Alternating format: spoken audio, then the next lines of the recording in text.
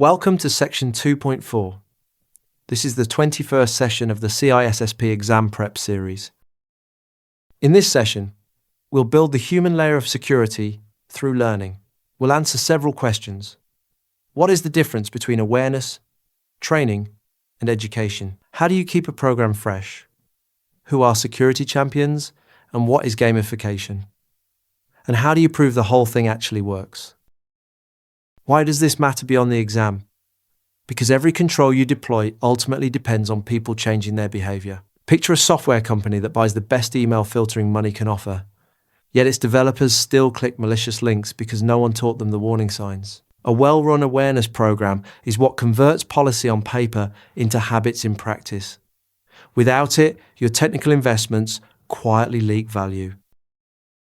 Why does awareness come first?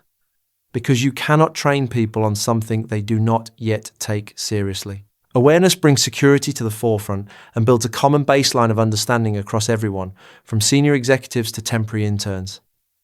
It is not only classroom material, it lives in posters, newsletters, and screen reminders that keep security visible day to day.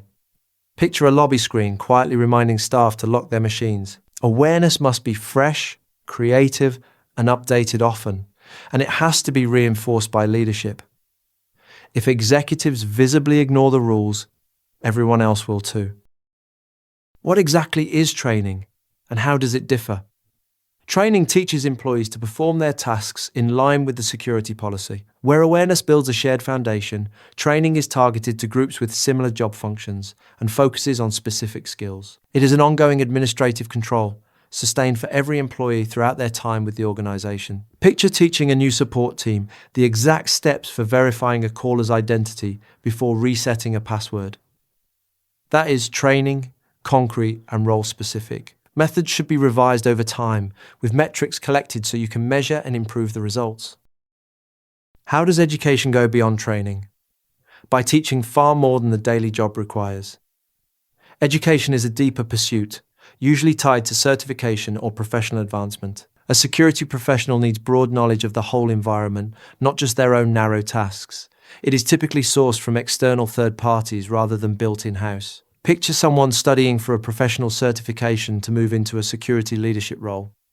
That breadth is education. A newer, lighter approach is micro-training, delivering short, focused, bite-sized lessons that address one objective at a time, often through mobile apps. It suits our fast-paced, attention-challenged age. How do you keep an awareness program fresh? By deliberately changing it up. Shift the target focus between the individual, the customer, and the organization. Rotate topics, spotlighting social engineering one cycle and mobile device security the next. Vary the delivery, mixing in-person instruction, pre-recorded video, simulations, and assigned reading. And use role-playing, casting attendees as both attacker and defender so they think from both sides. Picture a training calendar that never repeats the same format twice in a row. Novelty is what keeps attention alive. Stale materials teach people to tune out. Who are security champions? They are peer leaders who drive security from within a team. A security champion takes charge of adopting good security practices in their group, spreading knowledge through example and social encouragement rather than authority. They are often not security specialists at all, just motivated colleagues who take up the cause. Though the idea began in software development, it works in any department. Picture a respected engineer who quietly nudges teammates to follow secure coding habits, and others follow because they trust her. That peer influence often lands harder than a memo from management ever could. What is gamification, and why does it work? It brings the mechanics of play into security learning to boost engagement. Gamification adds elements like points, badges, achievements, friendly competition, and clear goals to encourage compliance and behavior change. Well-applied game dynamics increase engagement, sharpen understanding, improve retention, and cut through worker apathy. Picture a leaderboard rewarding teams that report the most simulated phishing attempts. Alongside gamification, techniques like capture the flag drills, phishing simulations, and computer-based training all keep learning active. The point is simple. People learn more when they are engaged than when they are lectured at. Why review your training content periodically?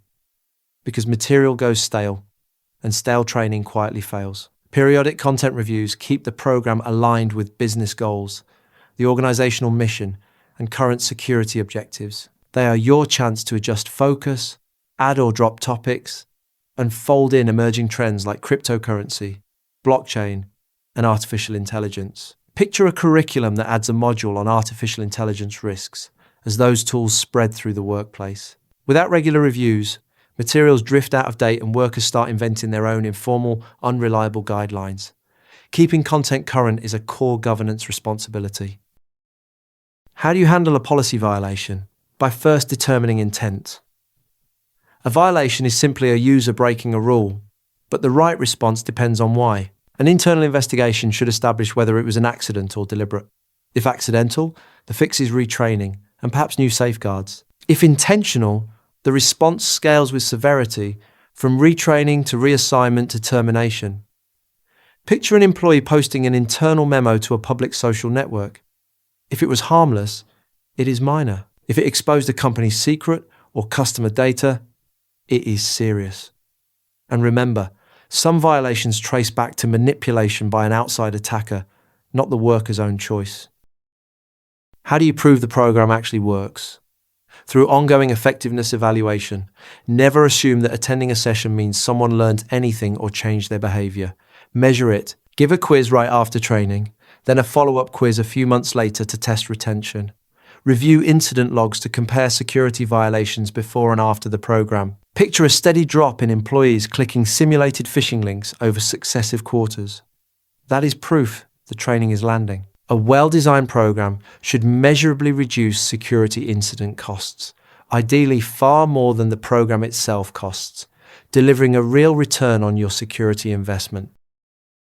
So let's bring it together. Awareness builds a shared baseline, training delivers role-specific skills, and education develops deep professional knowledge. Keep programs fresh by rotating topics, formats, and focus.